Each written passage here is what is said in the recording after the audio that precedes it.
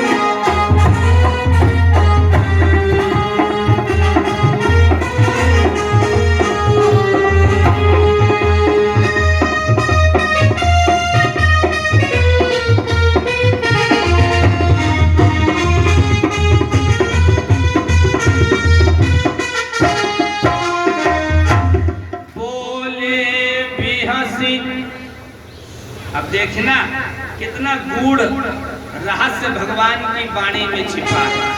श्री भरद्वाज जी बोले बिहसी चराचर राया, अब बहुते दिनन कीन मुनि दाया। अभी तक तुम हमारे ऊपर थे, दया मांगने आते थे, लेकिन आज बड़े दिनों बाद दया करने आए हैं। अब जब बराबर है, ये कितना मधुर कमेंट है, मधुर टिप्पणी है कि नहीं है। अब जो इतना कहा बड़े दिनों बाद दया करने आए हो, कामचरित नारद सब भाग, कामचरित नारद सब भागे, यद्यपि परज प्रथम शिवराग।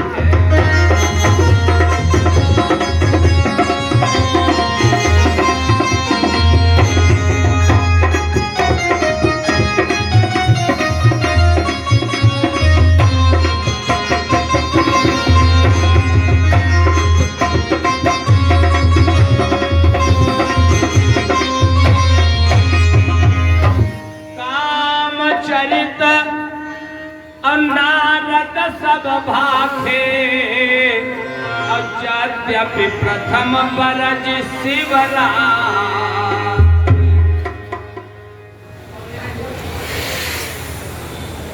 शिव जी ने मना किया था, फिर भी देवर्षि नारद ने कामचरित्र सुनाए।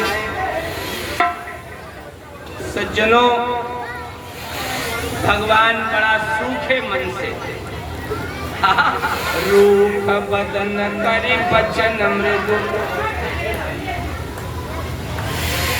बोले श्री भगवान अब तुम्हारे सुमिरन ते मिटहि मोह मार मदमान। अरे तुम क्या साधारण रह गए हो? जो काम ब्रह्मा नहीं कर पाए है? अरे ब्रह्मा जी सरस्वती को देख करके पीछे दौड़ पड़े, शिव जी मोहिनी के पीछे दौड़ पड़े, भगवान विष्णु जालंधर के पत्नी के पीछे दौड़ पड़े। वृंदा, तुम तो इन सब से ऊपर हो गए हो, है ना? तुम्हारे लिए ये सब क्या है? तुम्हारे स्मरण मात्र करने से मोह मार मदमान है, तुम्हारे सुमिरन ते मिटहि, तुम्हारे स्मरण करने मात्र से कामदेव उसके पास नहीं आ सकता है। सज्जनों,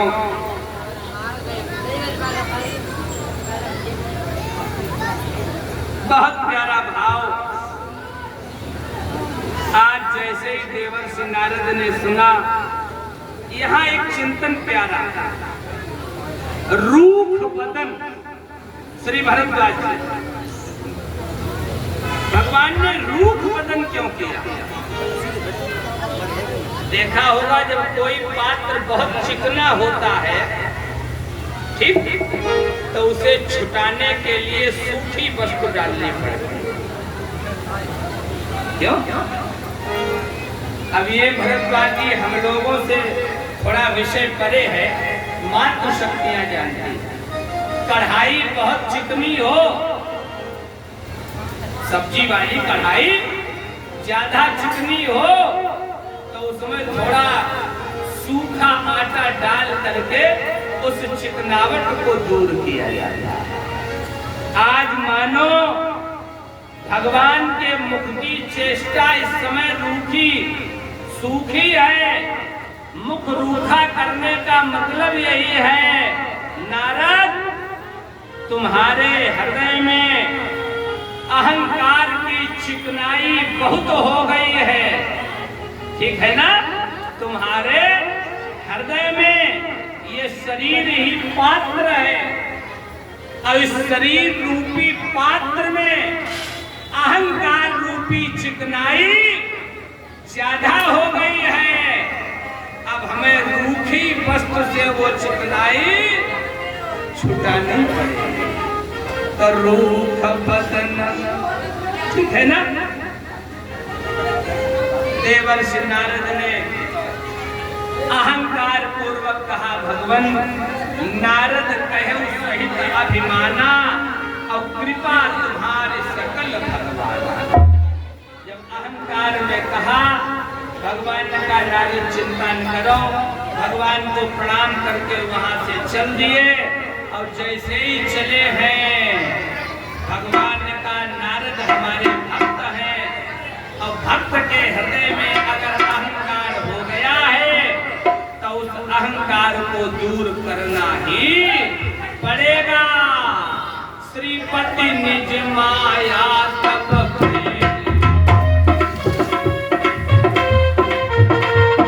श्रीपति निज माया तब प्रेरी, सुनो कठिन करनी तेहि तेरी।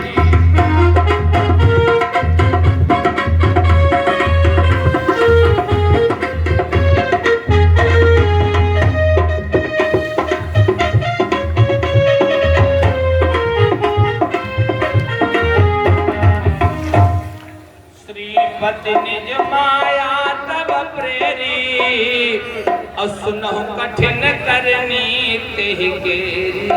भगवान ने योग माया से कहा, चलो एक नाटक करना है, नाटक। अब देर कितनी लगती? सज्जनों, जिस रास्ते से देवर्षि नारद जा रहे थे,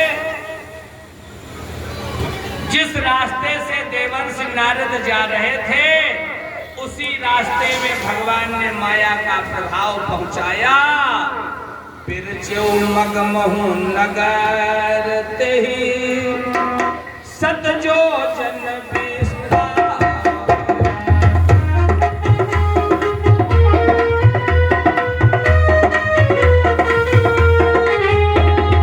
श्रीनिवास पुरते अधिक रचना विविध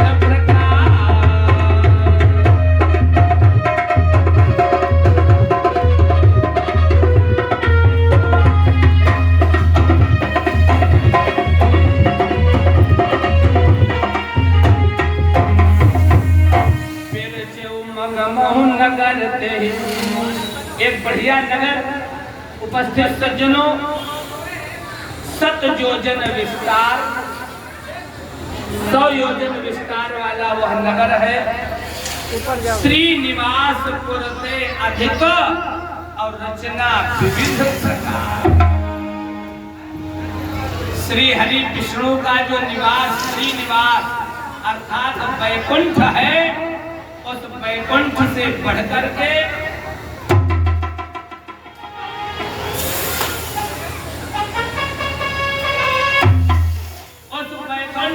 बढ़कर के वहां की रचना है। देवर्षि नारद ने सोचा इतनी चमक धमक, चलो यहाँ चल करके देखें। अब जो ज्यादा चमक के चक्कर में रहता है विचार करना। देवर्षि नारद आज उसी चमक के चक्कर में फंस गए। वहां पहुंच गए। मुनि मार्ग से मध्य तो विदेचे नगरम महता सतयोजन विस्तारम अद्भुतम सुमनोहरम। मुनि मार्ग से मध्य तो विदेचे नगरम महता, मुनि के मार्ग में एक महत्वपूर्ण नगर बना हुआ, सतयोजन विस्तारम, 100 योजन विस्तार वाला है। उस नगर में एक राजा रहता है। क्या नाम है उसका? बोले उसका नाम है शीलनिधि। सज्जनों, उस राजा की एक राजकुमारी है। बोले उसका क्या नाम है? बोले विश्वमोहिनी सुकुमारी। हाँ, विश्वमोहिनी उसका नाम है। करई स्वयंवर सोन बाला